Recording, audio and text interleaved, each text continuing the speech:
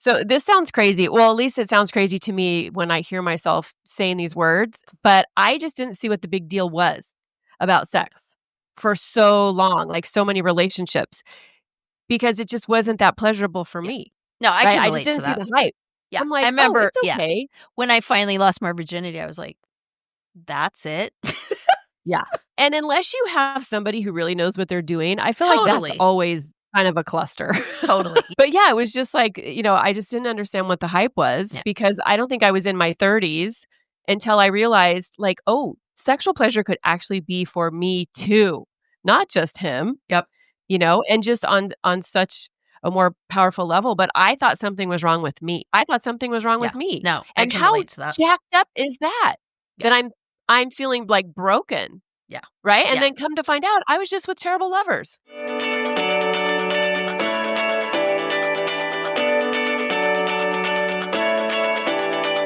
Welcome to Drinks with the Girls. Conversations for women over 40 around connection, change, and the power of female friendship.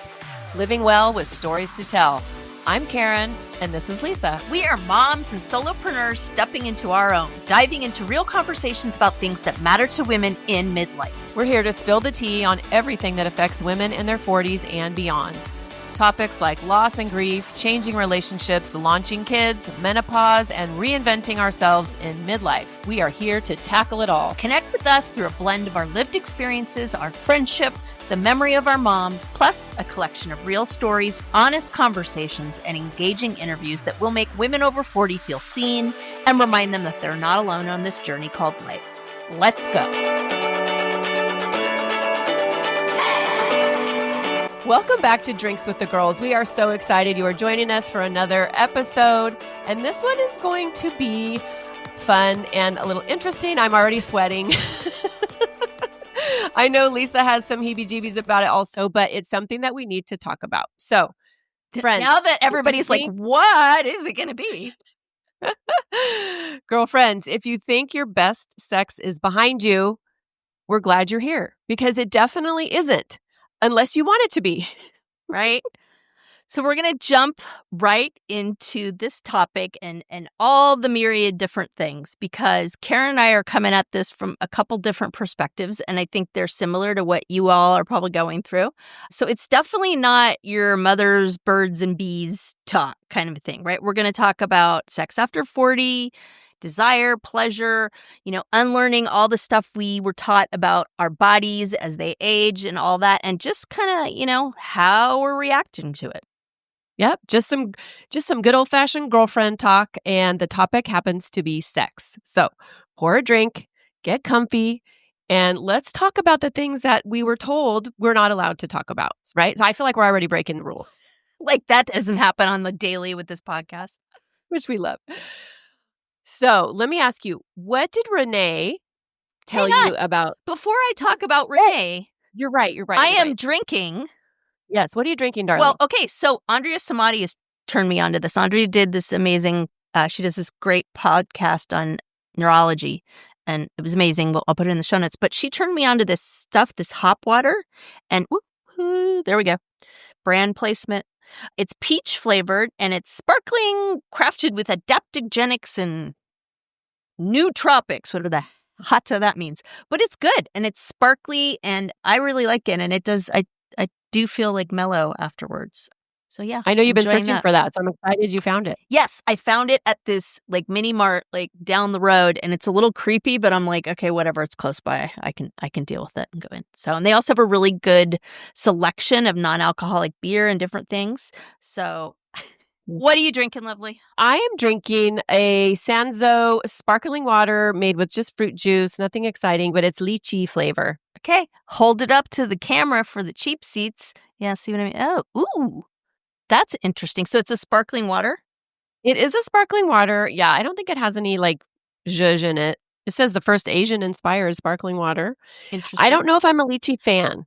Yeah, lychee is one of those like... I don't think I've ever had a lychee. Yeah. So, enough avoiding the topic. Okay, that was not avoiding the topic. I resent that remark. Okay.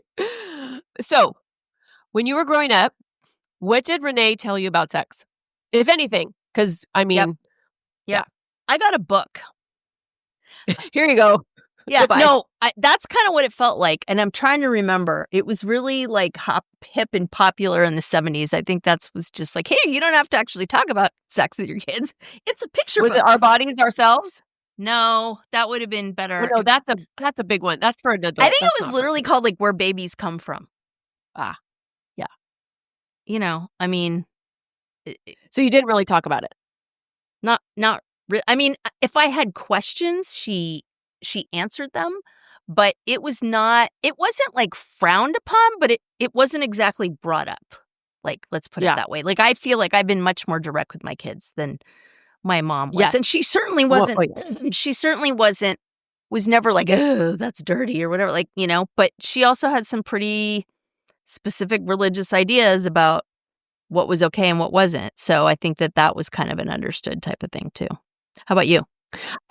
Yeah, actually, the only conversation that we had, my mom and I, was when she found out I was having sex as a teenager, and she was, like, sobbing her eyes out Oh my god, and seriously? freaking out. Yeah, oh, yeah. Freaking out, Whoa. yes, wanted me to get on birth control, obviously, which good mom, good job, mom. But yeah, Really? so Wow. it was kind of a traumatic thing now that I think about it. Like, not trauma, like, big capital T trauma, but, it was just instead of it being like a normal thing, sex, a Yeah, 17-year-old young yeah. woman-ish having, so yeah, so that was that was the only conversation really that we had So you were about it. 17 when you lost your virginity? No, that's when she found out. Oh! I see. Yeah. Yeah, 'cause see, I was I'm 20. just gonna leave it there. Alrighty then. I was 20. So, I was on the whole, like, virgin till you're married thing that, I'm not trying to be disrespectful, like, listeners, Yeah. like, you do you. For me, it was very wrapped up in kind of my mom's expectations and things like that. So, I didn't get a chance to traumatize her. Yeah, right. Damn it. Oh, no, I was very good at doing that in high school around lots of different things. Poor Patty. So, what do you think, like, looking back, what would you say were the pervasive messages? Or can you I mean, because sometimes, when we're in it, it's hard to Yeah. it's hard to even know what our Yeah. messages are. I mean, again, this kinda goes back to the good girl conditioning for me, right? Yeah. Big time. Because in my mind, it was like, "Oh, yeah, that." But I also didn't have a ton of boyfriends, you know? Definitely not in high school. I mean, I think I dated one person for, like, a few months. I really didn't date at all very much in high school. Yeah, the messages that I got that obviously nobody ever told me because we didn't have conversations about it, but was, "Don't do it," basically, and, I mean, evidently by my mom's reaction, it's like, "You're not a quote unquote good girl." Like, that's not a great thing, right? And I think that makes it really hard for young women because, like, I never knew that my pleasure was even a thing. Yeah. Like, I never knew that sex was supposed to be a pleasurable thing for me, but we'll Mhm. we'll talk about that later. But Yeah. yeah, so those were some of the messages I got. Do you remember, like, talking with girlfriends, like, at different stages in your life? Did you ever talk about sex with your girlfriends? I mean, later on in college, but I mean, I remember in high school just feeling like it was this, like, secret, this joke that everybody knew but me. Just, different things people would say, and they're like, "Oh, you don't," I was like, "Oh," you know what I mean? So I felt like there was this whole other world that was going on that I didn't understand, and, it wasn't like my mom was gonna let me in on the secret, you know? Yeah. And I think that's also hard too because if we're not if our parents aren't talking with us about it as young women and we're not in friend circles that we can talk about it, Yep. like, where are we supposed to learn? No, Where are we exactly, supposed to and figure it out? that's the problem, and it's like it's funny, I remember years later, and it was yeah, it would've been in my 20s. I can't even remember how it came up. My god, I mean, but I said something about, "Oh, because you and dad probably don't have sex anymore." Like, I honestly have no idea where it came up, and she was like, "Oh, no, when you came home with your friend the other night, the reason it took us some time to get to the door is because we were in the middle of something," and I was like, "You what?" It's like, "Don't say that! why did you tell me that? I don't need to know. Right. As So it freaky was, as it is for parents to think of their yeah. kids having sex, it's equally as freaky for the kids Well, to think of their and parents. honestly, I think the bizarre part was like it'd been like this, right? And then she was like, Yeah. so it was very weird, you know. Yes. And she had said something to the effect of, I enjoy sex, da, da, da. And I was just like, I couldn't reconcile those two pieces at all. It was Yeah. very confusing for me. Well, and I wish that my mom had lived to be older than 51 because I feel like she would and I would be having these conversations now, but she led like a double life, I think, because when she remarried my stepdad, like his nickname was like the gigolo. Oh my I mean, God. and not necessarily in a great way, but Mm, great for her, kinda.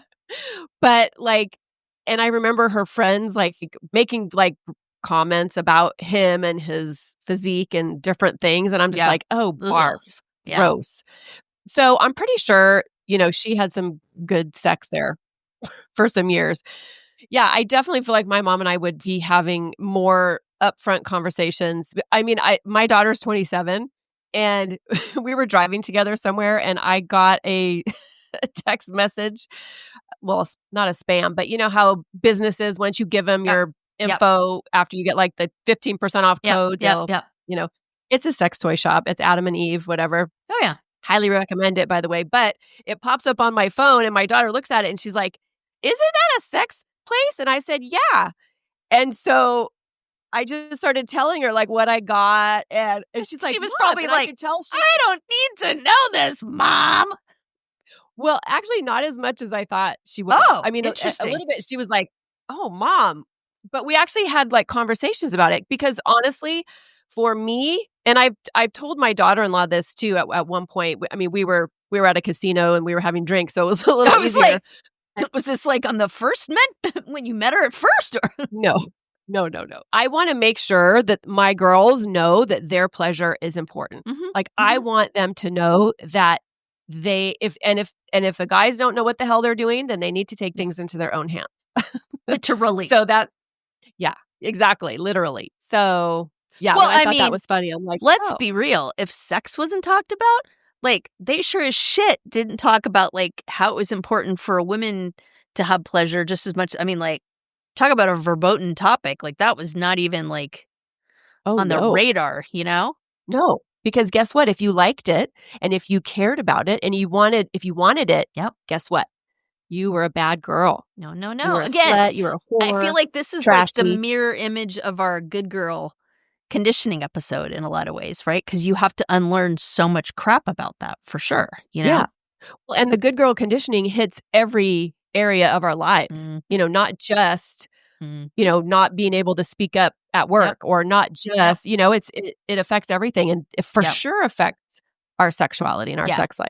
And I definitely think both my husband and I have really made a concerted effort to kind of change how we talk about it with our kids and how we talk about their bodies and different kinds of things to make sure that they don't have that baggage that we had. I mean, I don't think we've totally been able to eliminate it, right? But, Yeah. we've always been talked about like anything that you want to do with yourself it's fine. It's healthy. It's fine. I mean, with my son, like, we had to make very specific boundaries just in terms of that's something that you do like in your bedroom and da da da da da da. But I feel like we've done a pretty good job, although I'm flashing back to one time, so hysterical.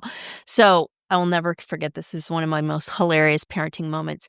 My son said to my dad, "So I understand that the sperm, if he was maybe like 8, the sperm comes from the man and the egg comes from the woman. But what I don't understand is how they get there." And so Oh my boy. husband, right, and I'm in the other room and I hear like my husband, he's like, "Well, the, the, the, the, the." And all of a sudden I hear my son goes, "You really don't want to answer this question, do you, Dad?" Oh my God, I was laughing so hard. I was like, I always enjoy had to that. remind myself as a parent, it's like I would be like, "Okay, only give them the information that they can That handle they at ask their for. Yeah. developmental age, Yeah. right? Yeah. Because I Totally. tend to want to just go, "Bleh," and here's all the information. But it's like, okay, if you're 8 or 10 or whatever, it's like, okay, I got it. Only what you need to know. And also, sometimes just one or two sentences, that's it. Yeah. Like they don't need this full on explanation. And I Yeah. remember I would sometimes want to just say too Like much. say I all think the because I was things. nervous and it's like, No. I don't even know. My name is Karen Shatafian, and I am a shameless coffee addict and empowerment coach for women, and my love language is authenticity. My mission is helping women unapologetically design a life they're in love with. Because what the hell are we waiting for? My website, KarenShatafian.com, has all my coaching packages and free offers like my Midlife Reclamation Guide. In it, you'll find tools to help you decide how to create the most inspired and empowered version of yourself and your life. You can find me on Facebook and Instagram talking about ways women can show up for themselves after decades of showing up for everyone else. Join me as we throw off the shackles and live our best freaking lives. See the show notes for all the details. Cheers. I'm flashing back to a conversation I had with my professor in college. And I can't remember. It was in class, like we were discussing stuff. And it was really interesting because she happened to be gay. And she said something that's always stuck with me. And she said, I really feel like the biggest issue that people have with gay people is they just don't understand what we do in the bedroom. They're just curious about it. They don't get it. And that's always really stuck with me because I'm like, Mhm. she's not wrong, you know? Exactly. Yeah. Because people Yeah. don't understand it. And it kind of goes from there. And that has always been something that I've just really like, that kind of makes a lot of sense to me. But I mean, I think that not only from the perspective of like, is sex a good thing or a bad thing? Is it okay to talk about or not talk about? There's all this other stuff, like politically, like all sorts of stuff from like abortion to the Epstein thing to like having birth control in schools to like the curriculum you're allowed to talk about, and like what I mean, that is a whole other minefield, and people understandably have very different opinions about it and very specific kinds of things to say about it and ways that they want to raise their children. So it's a Absolutely. definitely And religion. yeah, it's a topic that has so many freaking layers to it, and Yeah. I think kids, it doesn't take kids too long to realize like, oh, this is a really like meaty, loaded topic. Like, I mean, I laugh about my son, but it's true, right? Yeah. And I think honestly, if we weren't so uncomfortable, it wouldn't be a big deal. They'd be like, okay, Yeah. whatever. Yeah. So this sounds crazy. Well, at least it sounds crazy to me when I hear myself saying these words, but I just didn't see what the big deal was about sex for so long, like so many relationships, because it just wasn't that pleasurable for Yeah. me, No, I right? can I just relate to didn't see that. the hype. Yeah. I'm I like, oh, remember, it's yeah, okay. when I finally lost my virginity, I was like, that's it. Yeah. Well, and unless you have somebody who really knows what they're doing, I feel like that's Totally. always kind of a cluster. Totally. Yeah. No, 100%. Right. Yeah. But yeah, it was just like, I just didn't understand what the hype was Yeah. because I don't think I was in my 30s until I realized like, oh, sexual pleasure could actually be for me too, not just him, Yep. and just on such a more powerful level, but I thought something was wrong with me. Like Yep. I hadn't had an orgasm till I was in my 30s and it's like I thought something was wrong Yeah. with me. No, I And can how relate to that. jacked up is that? Yeah. That I'm feeling like broken. Yeah. Right? And Yeah. then come to find out I was just with terrible lovers. But again, it's I don't that know what the whole hell they were doing. good girl conditioning thing. I mean, are you crazy? You're going to go to your gynecologist and be like, "So, I haven't had an orgasm yet and I'm 31." Like there's in no world does Yeah. any, 31-year-old woman go, "Well, that's important." I mean, maybe that taboo has been broken, but I can't picture myself at that age like going to my doctor No. and thinking like, "Oh, okay, And not even to my friends, like women that I trusted, Exactly, because I was like, "Oh, I because must just be weird," it's embarrassing. You like literally I thought something was wrong with me, Yep. So I was Googling like some stats on how many women have faked an orgasm. Cause then this really got me thinking because, I faked it all the time. Cause well, first of all, I didn't have one forever. And then, second of all, it's like, oh, I don't want him to feel bad. Oh my God, give me a freaking break, right? But So I Google it, up to 75% of women, and I honestly think it's more oh, I agree. because there is Yeah. there's an orgasm gap, that's a thing. But okay, hello. That's why that scene in When Harry Met Sally is so friggin' funny. Because I think that plays Yes. into that whole thing, Yes. right? Because he's like, no, I would know. And she's like, watch this. And I think too, like men are so, what's the word? Like So they many have no words. clue. Right. I'm trying to They be kind couldn't because we love tell. men. Well, This is not a I men mean, bashing. no offense. I mean, like, honestly, like, how could they? Like, Right. Yes. think about it just from a straight up biology perspective, you know? Yes. Yes. I kind of don't But I blame mean, them. the orgasm gap is a thing because you have these women that they're not confident in asking for what they want. Yep. And by the way, I didn't even really know what I want until I had to figure it out myself, Well, until I was exactly. tired of not having orgasms. And I'm like, okay, what the heck is going on? And then I found out why, because nobody really knows what a clitoris is. Well, there's Well, that. not nobody, but yeah, I was with all, the people that didn't know. So yeah.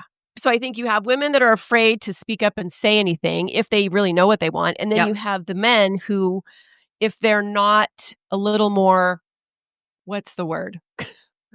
Selfless? Or if they've been educated, they're thinking everything's hunky dory because they're getting off. Yeah. Well, So we're all okay. good. And again, let's think about this historically, right? Because Yes. historically, women were either virgins until they married and then it was strictly for procreation, or they were a bunch of whores, right? It True. was like a tradition, right? Up until like pretty recently for guys to like take each other out and like get a hooker and da da da because like they needed to, get what they needed and experience that. So that was the dynamic that was set up in a marriage. It was chaste, virginal women and men that had experience before. Yeah. And that was like, people were like, well, of course, that makes sense. Like, he needs to know what to do, kind of thing, right? So, I mean, talk about being set up for failure. Why would women, Yeah. why would that ever occur to them, Right. Yeah. That learning curve was steep. And also being able to feel like you could even voice what you wanted, Oh, totally. And like you said, who even knew what that was? Right? It's Right. not like it's a No. topic that can you be like, oh, okay. Like I said, your doctor, like who do you talk about? Like you feel like your girlfriends, they're all fine. And like, you don't want to be like the loser that's like, well, actually, you know what I mean? Like I just, there's Yeah. so many messages it's just not something that's easy to communicate about. Yeah. And I think it's hard because it's like and my girlfriends, I talk to them about so many things. And we, over the years, of course, as we've matured and whatnot, it's like you can talk about sex to a certain degree, but I wasn't confident enough to approach them. It's like, how do you start that conversation? So, martinis. Right. And Yes. like it would take a lot of drinks with the girls to, just saying. Yeah. But that's why we have this podcast. So we can talk about it now. And you know what? Also, I'm just going to keep this train rolling. I got to a place as I got older too. It's like I was confusing being like tired of it because you do get to a stage in life where you are freaking tired. You start having kids, you're working at your career, Yep. You're just handling all the stuff and you're literally tired. Yep. So it's like, am I tired of it? Am I just not into it anymore? Or am I just tired of not Yep. being satisfied? Yep. It's like, why bother? Yeah. Yes. No, and I think that I'm probably in that camp because, I mean, I'm friggin' exhausted. Like, right now, like, honestly, life goal, spa day. Like, I just, and it's exhaustion. It's all the things that are happening. And I mean, very real stuff. Like, this is hilarious in a not so hilarious way, but like, I didn't have doors on my bedroom and on my daughter's room and a few other places because when my daughter was really going through it, she had kicked them down. Yes, she was a taekwondo master, right? So we didn't have freaking doors for a while. Yeah. So that makes it tricky. Just saying. I mean, this isn't like your toddler stands up in the crib and you look over and, you're having sex and it's like, oh my God, like we've scarred them for life, right? Like, These are like older kids and you literally have no door. So just saying. Yeah. Yeah. No, that's a tricky one. It's hard to get around that. It's like, "Hey, mom and dad are going for a drive. We'll be back in Right? 10 Like minutes." seriously. And and again, because we have the kids we've had, like my son has really never been away from us for more than like 24 hours. And even then he was either with my mom, right? Or a trusted PSW, right? A support worker. So he's never like gone away to camp, gone on like a vacation without us. Maybe I can count on 3 fingers the time he like slept over at a friend's, because that was really, really traumatizing for him based on the stuff that happened in his childhood. So, like, you just do the math at a certain point between no doors and like can't, and he lives with us. He's 18. This Right. is the way it's going to be. So, that piece is challenging, I think it's, you know, realizing, of course, that we don't get that time together. That's what we talked about this on the Valentine's Day episode, but that's one of the reasons why we really, really, really want to go on our 20th anniversary trip. Yeah. Yeah, I think you're due, sister. My libido definitely goes up too, depending on what's going on in my life.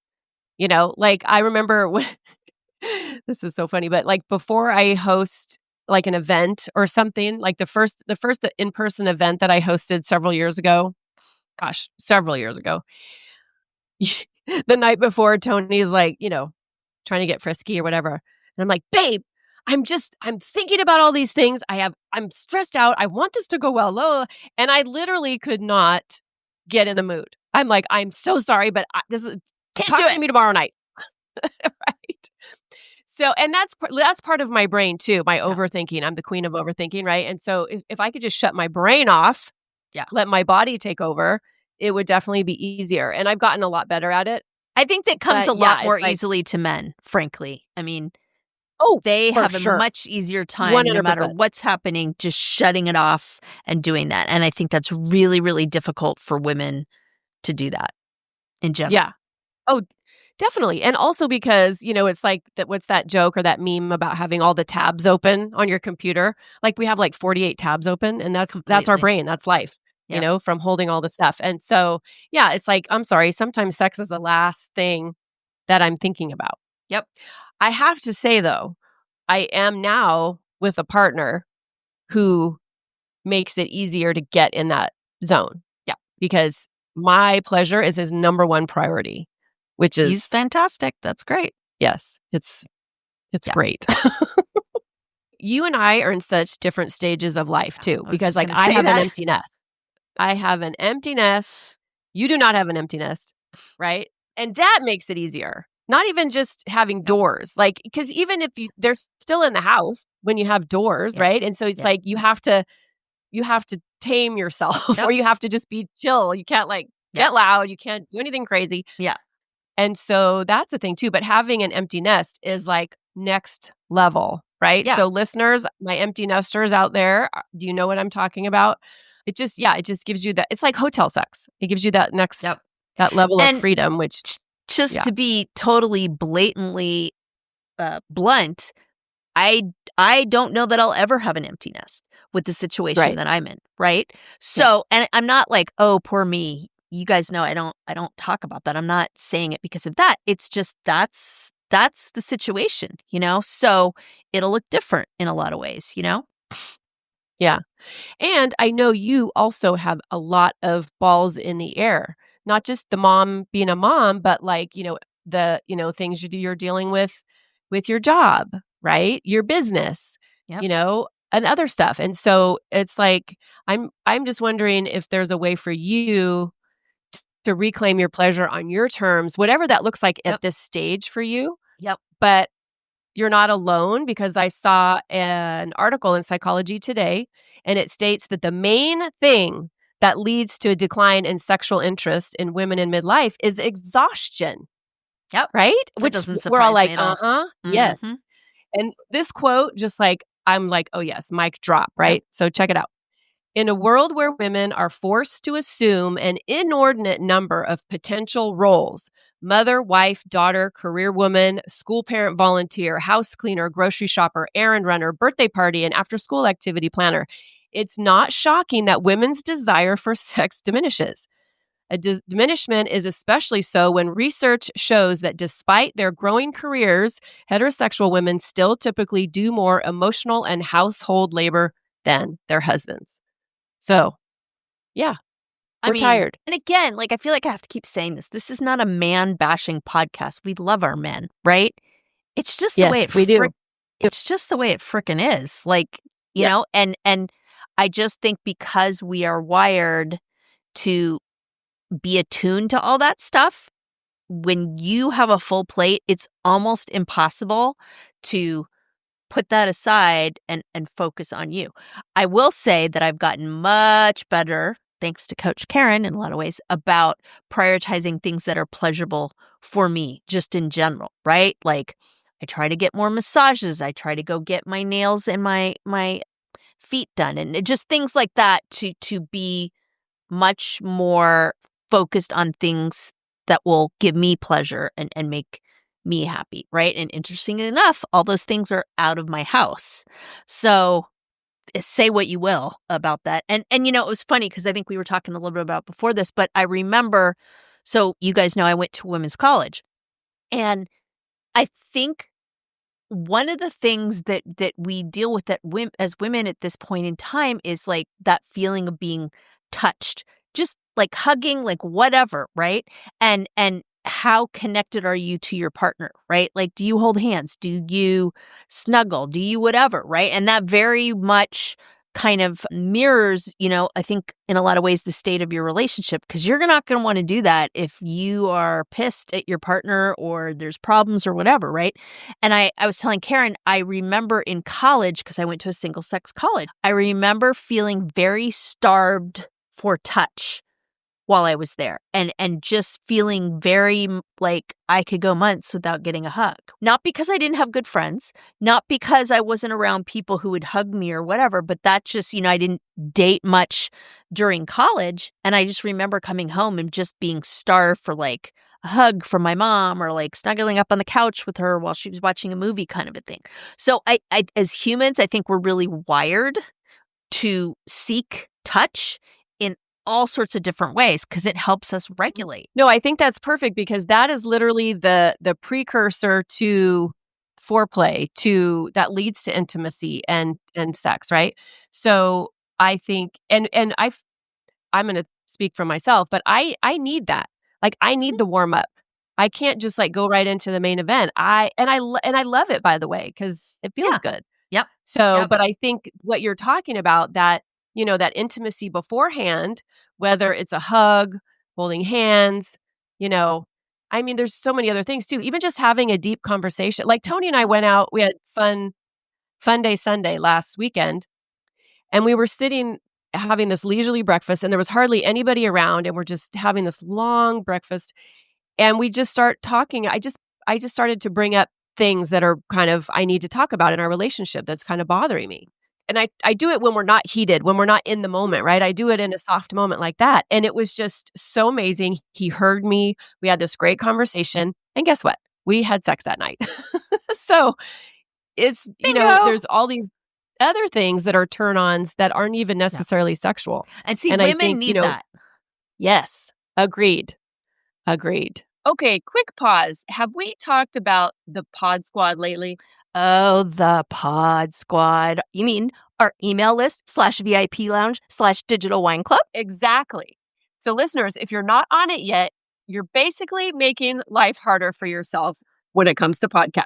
Like trying to scroll for show notes while speed walking on a treadmill. Wait, what was that link again? Oh, no. Grab the side rails. Or pulling up that book we mentioned while you're in the Starbucks line and then realizing everybody else moved up 3 cars and now you're that woman. We've all been there. That's why we made the Pod Squad. You'll get new episode alerts every week with direct links. Easy to listen, easy to share.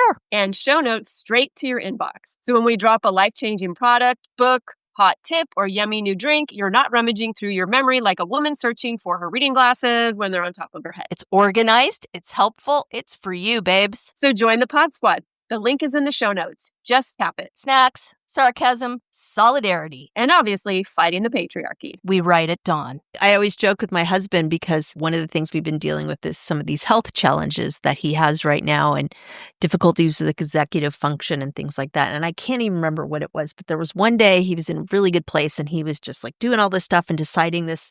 And I was just like looking at him. He's like, what? I'm like, this is kind of hot. He was like, what? I'm like, yeah, this For is hot. sure. Yep. I love it. And I think also when you're going to be in a committed relationship for years and decades, right? It has to be more than just the act of sex, right? Yeah. It's all the other things. It's all the little things. And I mean, there's so many things, so many different directions I want to go, but I know we have a limited time in this podcast. One of the things that I thought was super interesting, I mean, we always have these fantastic guests. We're so blessed. And we had Naomi Major on to talk about HRT. And she talked a lot about testosterone therapy for women. And I thought that was fascinating because of all the, check it out, listeners. It's really worth a listen. She really knows her shizzle, and I learned so much. But I asked my doctor about testosterone therapy, and he has a women's health practitioner there that really specializes that stuff. And so we've been working to tweak that. And so I've been on progesterone for a while. I just started on testosterone. We're trying to fold estrogen into the mix, and I have not been real dedicated. It's the testosterone is a cream. But I also think that plays a massive part in declining libido for women, right? Because everybody, she talked about this. She's like, 100%. everybody goes, oh, it's a male hormone, right? And they're like, whatever, right? But women have testosterone in their bodies. And guess what? When you hit menopause, it leaches out of your body and you're not getting as much. So I feel like women in midlife are 1000% set up for sexual failure, right? It's like, unless you're paying attention to it, your libido is dropping because of like biological stuff. Your libido is dropping because you have 50,000 balls in the air. Like, this is something you've got to be super committed to. Like, it doesn't just happen, And I think that's a big thing is when people have a lot going on, like, they're hardly going to make an appointment with their doctor and be like, so my sex life sucks. It reminds me of kind of what I was talking about earlier about that feeling of being broken or like something is wrong with us. Yeah. So like at younger, when I'm like, what is wrong with me? I don't know. Have I had an orgasm? I have no idea. Yep. And then we get it again on the back end, as we enter menopause and perimenopause and menopause and our libido goes away and we're like, okay, what's wrong with me? I feel broken again. And I'm not on testosterone, but I am on estrogen and progesterone. And that has made a huge difference because I was like drying up like the Sahara Desert. No. And it's like, and I didn't want it anymore. I'm like, meh, And so, yeah, it's made a huge difference. So I think, having the confidence to go in and talk to your doctor about it, I think is really important. And no shame, because guess what? We are all experiencing it. We're just not all talking about it. According to a 2022 study, over 50% of postmenopausal women report low sexual desire. And, many of them are not bothered by it, right? And that's key because in clinical terms, low desire is only considered a problem if it causes you distress. Yep. This is called the distress criterion, right? And it's what separates a medical issue from just a normal variation in human sexuality. So if you're not distressed about it, if you're not missing it, then congratulations, you're fine. Yeah, that's not exactly the best litmus test. Wanting pleasure and intimacy is human, right? And wanting sex and not wanting it is human too, especially when you're navigating hormonal shifts, body changes, emotional disconnection. Let's talk about that piece, right? Chronic stress, or simply just an evolution in what matters to you. I mean, I'm always surprised because sex is a huge important part of my relationship, but I'm always surprised when I talk to women and it's just not for them. And that's okay. Yep. Like, that's great. It's great we're all different, right? Yep. Well, and it I think back in our 20s and 30s when like Cosmo was the way you got your information, right? It was a Cosmo quiz. It's like, oh, absolutely. Okay.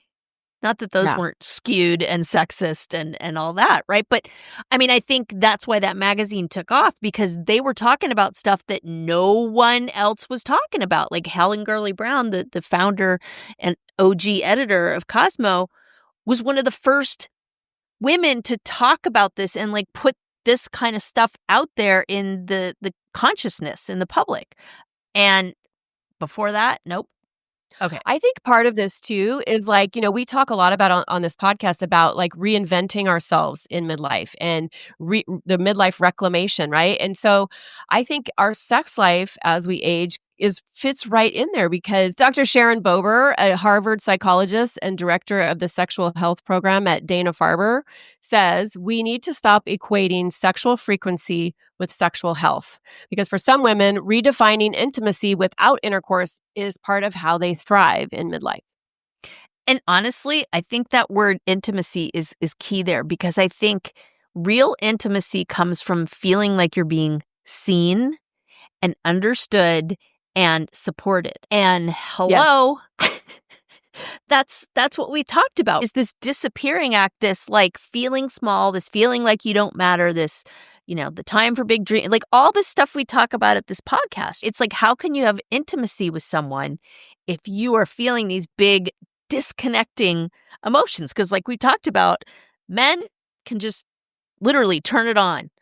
For women, there's all that baggage that gets in the way. And not that it's insurmountable, but I do think that really speaks to the core of kind of what we talk about on this podcast and what that big existential crisis is for women in midlife. I mean, it fits right in with that. Hey there, I'm Lisa Coricella McDowell, your midlife Pacific Northwest princess, here to guide you in the art of next leveling your life. I'm passionate about women's health and wellness in midlife, especially for moms parenting kids with unique needs like I do. I truly believe we can learn, grow, advocate, and care for the planet while taking care of ourselves and our families. And I'd love to help you do the same. And I'm beyond excited to tell you about my membership for maxed out mamas just like me, the Empowered Parent Collective. It's a space for parents to confidently advocate for their kids, build inclusive communities, educate themselves, and find balance and support along the way. To find out more about the Empowered Parent Collective, my classes, wellness offerings, parenting tips, advocacy resources, and exclusive Drinks with the Girls goodies, head to nextlevellifewithlisa.com. Let's survive and thrive in the messy middle together. I want to switch gears. Do you mind? Switch Are away. you ready for a gear switch? Ready for a gear switch. I want to talk about our body image as we age and feelings about our body, about our aging body, because that plays a big part of our sex life, I think, when we're young women. And now certainly as our bodies are shifting and changing and just doing crazy things, yep. I feel like that also plays a role in, maybe more our feelings about sex. I got together with my college girlfriends a few weeks ago and we were talking. I was asking them, I was doing some market research and I'm like, okay, what do you guys really struggle with? Like, what's the struggle that you have, right, in your 50s? And a few of them talked about their body image, like how it's just so hard for them to be losing strength and losing firmness and losing fitness and not feeling, strong or I guess even desirable. Yep.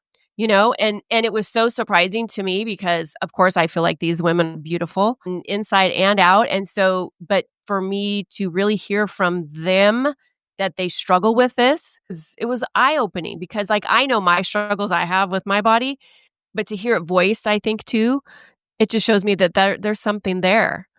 What do you think? I have a few thoughts about this, and this definitely relates to the patriarchy, right? So how many super famous older men do you see with a paunch or a pot belly and nobody bats an eyelash? Girl, can I tell you how pissed I am that the dad bod is a freaking thing? Like, where's our mom bod? Yeah. I'm sorry. Where's my menopause bod? Yeah. I'm a little salty. Go ahead. Yeah. I apologize. And this may be a bit of a squirrel, but my husband and I were talking about this night. So, listeners, when we're recording this whole Coldplay Kiss Cam thing has just dropped. Oh, gosh. Okay. Yikes. And I think it's kind of germane to what we're talking about here because here's the deal, right? Whatever you feel about extramarital affairs or not, I honestly don't necessarily think is relevant in this situation because we're talking about hypocrisy in the biggest, most ridiculous way possible. Like, those two people worked for a company that I'm sure had rules and different specific things about employee contact that they were flagrantly abusing, right? And I think the reason I think about it with this topic is, the guy, I can't remember what his name is, but he lost his job as the CEO and he is like suing Coldplay. What? Are you kidding me? Oh no, he's suing Coldplay.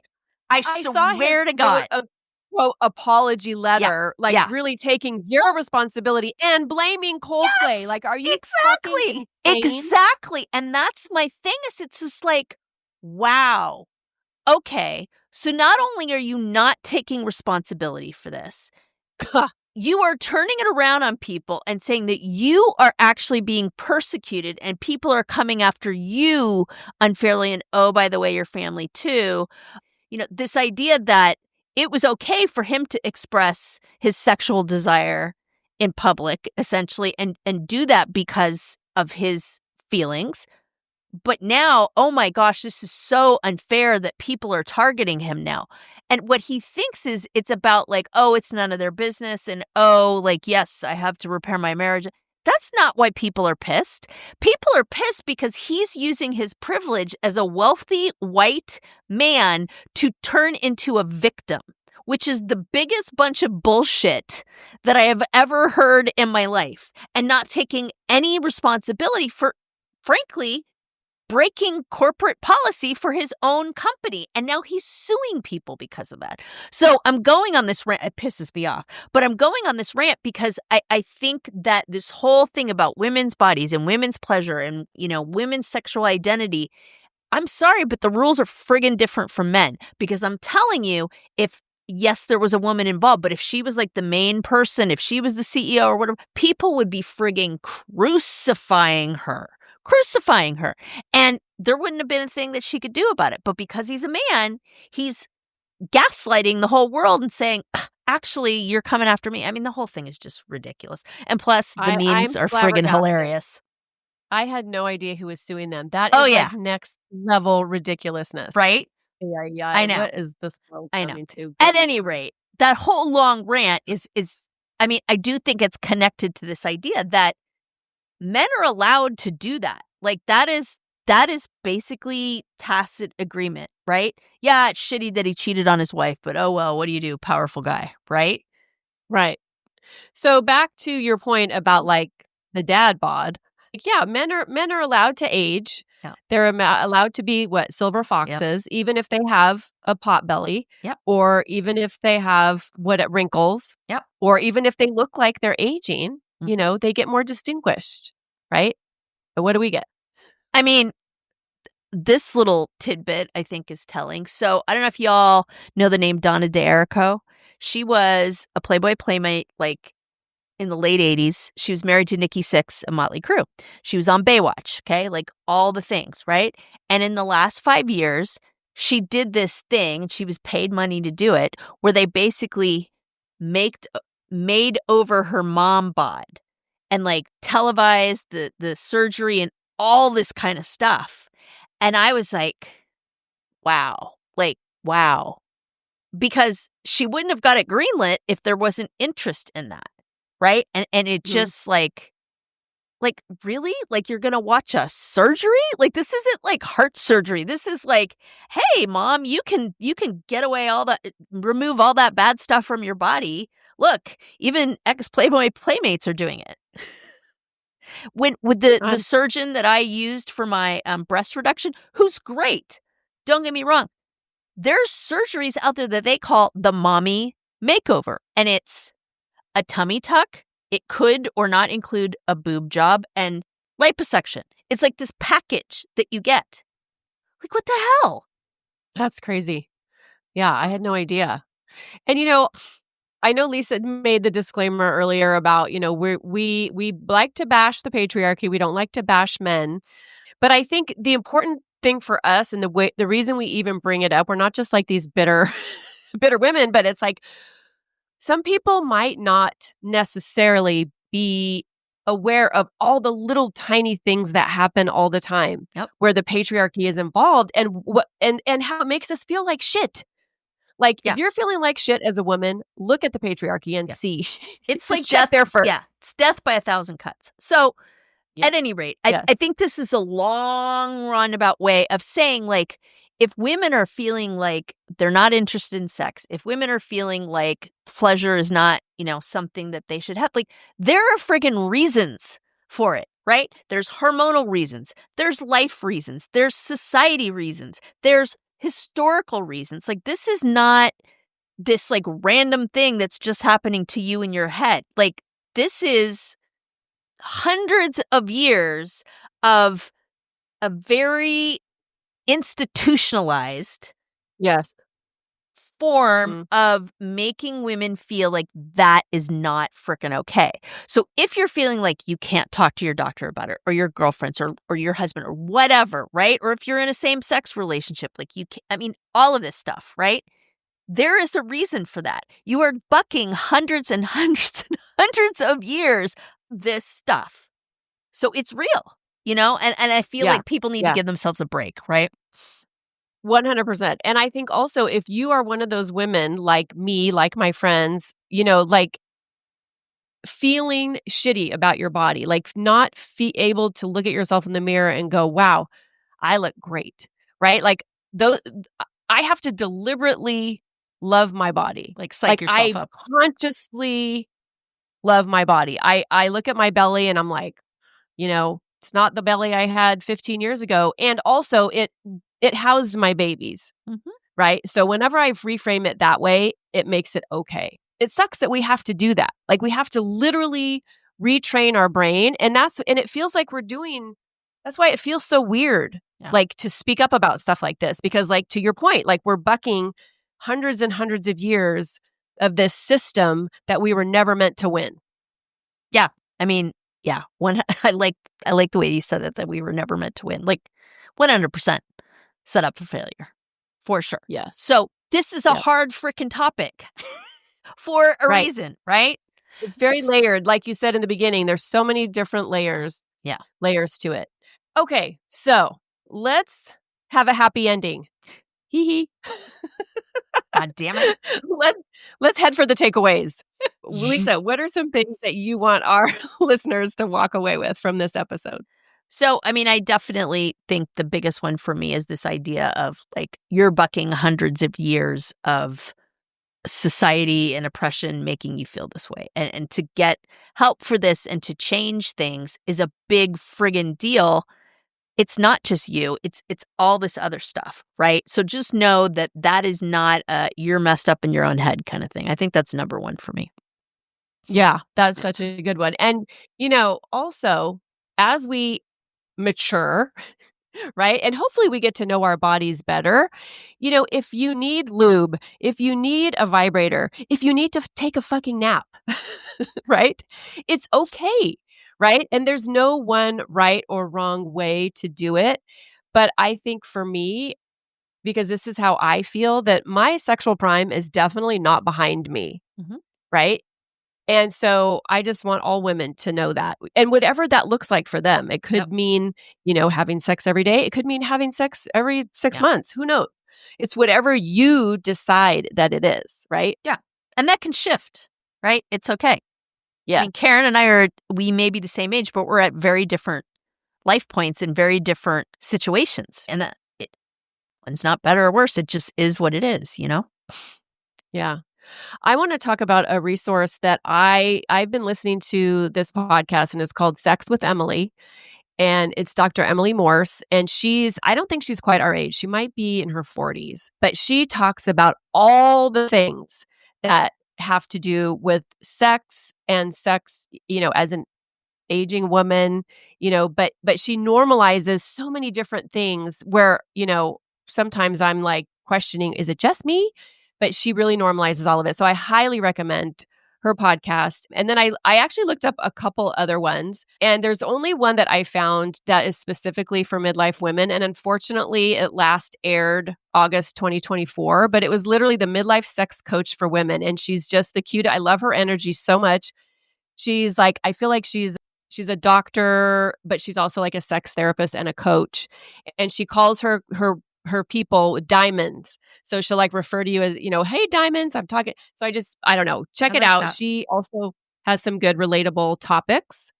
And also another one I liked is called Better Sex with Jessa Zimmerman.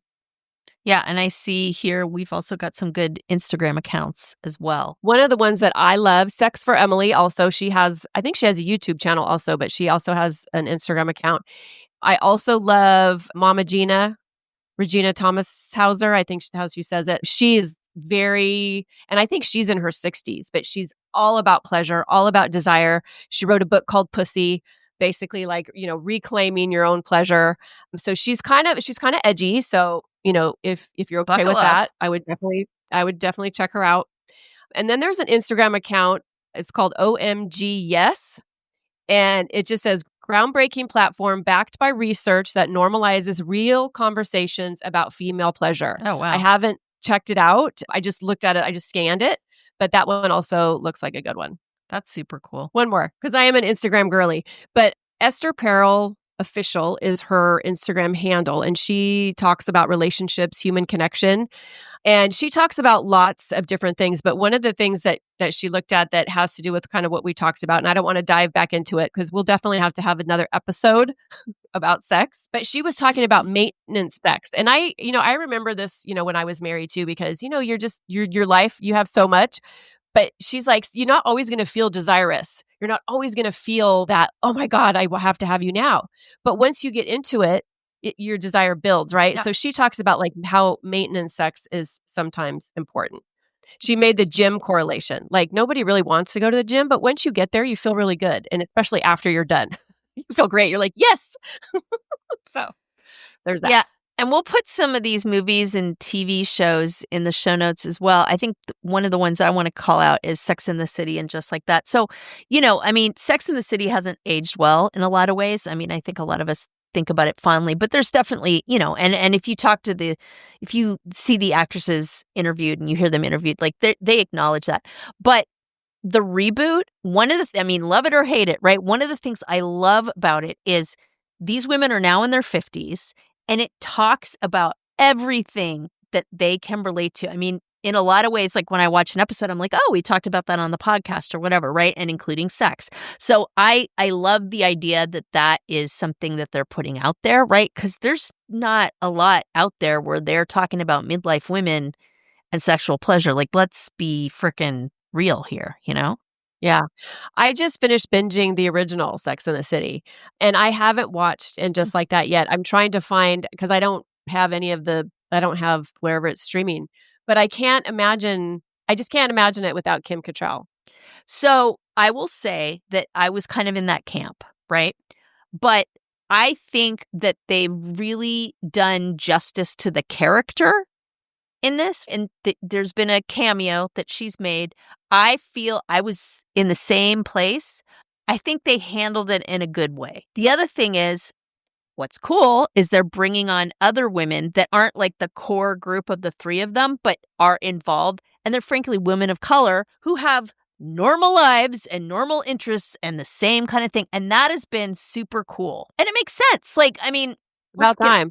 Let's get real, right? Like, do you have 3 other girlfriends that you hang out with and do everything with like nonstop all the time, right? That circle kind of shifts. So I think that one of the reasons I like the reboot or the sequel, whatever you want to call it, is because they're being real about that kind of stuff and they're calling it out and they're talking about the things that maybe they missed the mark up. But again, it was a product of the times too, as well. Yeah. She was just always the one that was so much over the top in your face about her own sexual pleasure. Yes. The whole "I love me more," quote and just all of it. So I want to watch it, but I would miss that, I would think. You'll be okay. I promise. Because I was definitely feeling that way. And I was like, but it'll be okay. Okay. Did you watch Grace and Frankie? I haven't. With Jane Fonda? I haven't. Girl. I need to put that on my list. Girl, go run right now. Oh my gosh. I love Jane Fonda and Lily Tomlin. Jane Fonda, Lily Tomlin, you cannot go wrong with them. And even their male counterparts who their names escape me. One's a Douglas, I believe. And then the other guy, he looks familiar. But anyway, they don't matter. It's Lily Tomlin and Jane Fonda. And I mean, talk about normalizing sexual pleasure as you age. I mean, they're older than we are in the series. Yeah. And it's just, I don't want to ruin anything for you. It's fantastic. Please go watch it. The other one I want to throw on there, and there's actually two of them. I've seen both, is called Book Club. Have you seen that one? Those are fun. Oh my Mhm. God, they're great. And it's, I mean, hello, like stellar cast. It's Diane Keaton, Jane Fonda, not Jane Fonda, Mary Steenburgen, Candace Bergen. Again, it's like, and just like that, it's just real things and seeing women in midlife on the screen in reality and celebrating that, all of it. Like, honestly, I'm there for anything that's showing women in midlife as heroines and like the badasses that they are. So Yeah. and it's hysterical. Awesome. We love that. Yes. I think we need to just touch on Eat, Pray, Love. I mean, I know it's a little cliche, but, it just speaks to the whole rediscovery when you get to this point in your life and you're just like, okay, whose life am I living? And then the journey she goes on. But have you seen Good Luck to You, Leo Grand? I haven't. That's a great one too, because I can't remember if it's Helen Mirren or Emma Thompson. I think it might be Emma Thompson. Either way. Exactly. Both fantastic. And it's this older woman. I think she's in her 60s. It says, I think she's in her 60s, but she hires this younger sex worker who's adorable, hot, so cute, because she's searching for her first orgasm. And so it's like, and she had to get fully nude for the show. And I remember when it came out, her talking about that, but very, again, normalizing the things that we as women in our 40s, 50s, 60s, beyond are thinking, feeling, dealing with, but we're not always talking about, right? The last one, sorry, but it's Dying for Sex, and I have not finished the series. Have you heard of that one? I think it's on Apple TV. Yeah, I think so. It's a little darker. I mean, it's not. So Michelle Williams is the lead, and then her BFF. I can't remember her name, but basically, she's this woman who gets a stage 4 cancer diagnosis, and she decides to leave her husband and explore her sexual desires, basically, and with her BFF as like her person. So anyway, it brings up a lot of things because it just brings up a lot of things, different values, but I think it's just very interesting. Like literally she's dying and her sexual pleasure is her number one priority. I'll have to check that out. That seems interesting. Yeah.